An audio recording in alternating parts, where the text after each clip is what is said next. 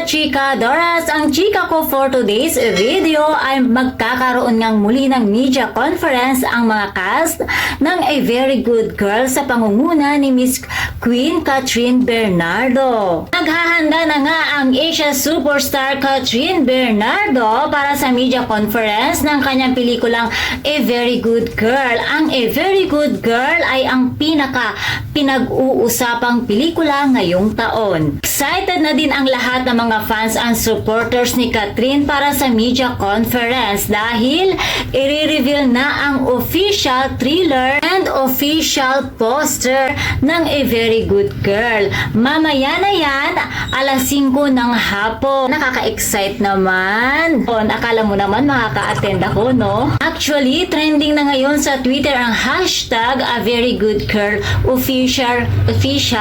Ano ba? Ba't ako nabubulol? Hashtag A Very Good Girl official trailer. Ayun.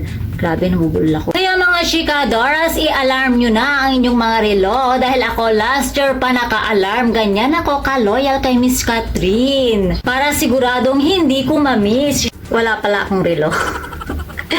Siyempre, makakasama ni Miss Catherine sa media conference ang kanyang mga co-stars na si Miss Dolly De Leon, Chi Filomeno, Jake Ejercito, Jillian Vicencio, Cory Oinoma, and of course, ang direktor na si Direk Petersen Vargas. Hosted by yours truly po, yes, Yula Chika, ang tsakadorang kapitbahay ni Marites pagdating sa showbiz chismis, pero syempre joke lang.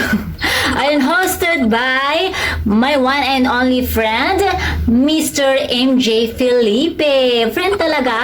Kaya naman mga chika Doras, hindi na ako makapaghintay. Parang gusto ko nang i-adjust ang aking relo. Ayun, at abangan na lamang natin sa mga social media account ng ABS-CBN and of course, Star Cinema para matunghayan natin ang official thriller ng bakit ako laging nabubulol? Official thriller, ayan, ng A Very Good Girl. Yan lamang po mga chika Doras. Thank you for watching. Bye!